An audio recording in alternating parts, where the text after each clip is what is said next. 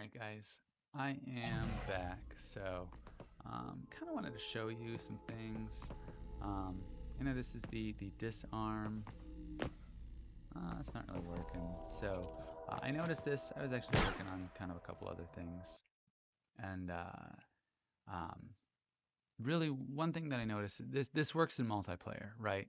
So I know oftentimes we're always so focused on making sure everything is network replicated and everything works for multiplayer. I guess maybe it's just me, but I forgot to make sure that everything works for single player too. I like playing against bots. Sometimes I'm not very good at some video games. What I did is I went back through and I was like, oh man, I wanted to. If you guys know, I'm working on the kind of hostage thing, but one of the things I noticed on that one when I was programming that one, I was like, wait, the AI's got some different stuff going on. What we're here, or sorry, what we're in is this GA melee disarm base, and then right off this validation check, maybe I actually even changed this from what it was. I don't know in one of the previous videos, but if you guys have this, if you know what I'm talking about on here, um, we're going to come right off this validation check where we're getting the player controller. I think I may have actually grabbed the ability component maybe, but um, if I've changed that a little bit, I will kind of go through here. So we're going to check to see if that's valid, and then we're getting the index because again, I'm putting all of my a particular type of weapons in certain indexes because this way you can spawn a weapon if your character's it's knocked out of their hand or something. Um, from there, we're checking to make sure it is a handgun. If it's not, we're ending it. And the other thing that we can always put another validation check, let's say it's a rifle, where you just knock it out of their hand because you basically remove it from slot. All this code should at least be the same from the previous one, but here's where we're getting the slot. We're getting the one, and then we go through the adding. You guys have seen this; it's in my other video. Really, all I did is I took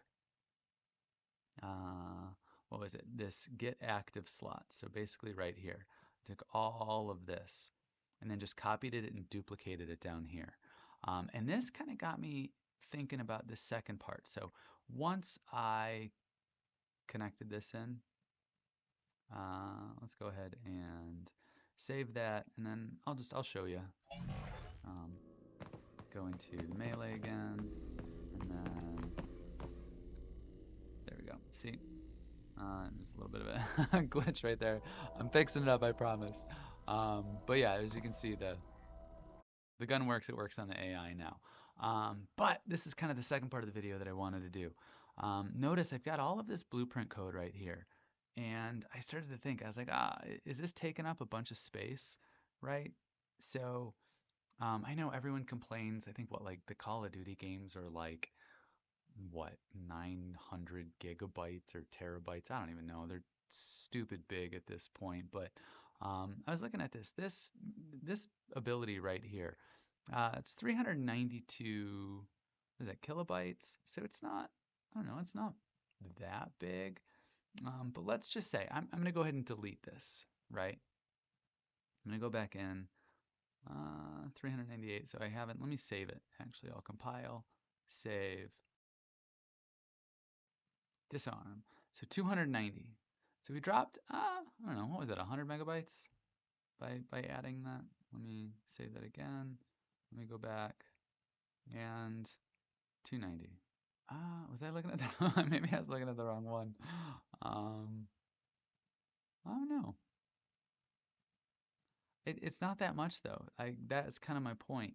Is GA disarm melee? Yeah, 290. Let me delete it again. Save it, compile, save. 389. 389? Why is it bigger now? Yeah, either way, my point is, it's not that much, right? I mean, I think that's less than a material instance. So I don't know. I mean, I guess you don't want to be running it everywhere, but there's other places that you can save um, on space, I guess. I don't know. There's just one, I wanted to get this fixed, but then two, I started thinking about really, I mean, I've got a ton of debug. I print stuff out to the screen all the time. Um, Anyways, I'm rambling at this point, but really just wanted to show you guys that, um, I don't know, the fix on this. And then as far as blueprints, yes, I could probably put this in a function and then have the different inputs for it, but it was just, I mean, that's extra coding, right? So just go ahead and copy it. It's not a ton. To be honest, I might turn a lot of this into C++ code anyways. At the end of the day, I might talk about that in a future video. Um, but I've been doing a bunch on C++ and all those other things, which by the way, I'm going to do the packaging where I show it. I actually did it the other day on a different one. I packaged just kind of the shooter gym level. So that video is coming soon. Stay tuned. Um, and then obviously the hostage, I kind of gave that one away. And then 5.5, I'm upgrading everything to 5.5, and I will do the motion matching stuff, integrating that into Lyra. So tons of stuff coming soon. Um, and then I'm super excited. Can't wait to get into the AI part of the NPCs and stuff like that. So stay tuned. If you're new here, subscribe. I guess like all of those things. Share the video with other nerdy programmers that you guys know. And then yeah, I don't know. I will see you guys next time.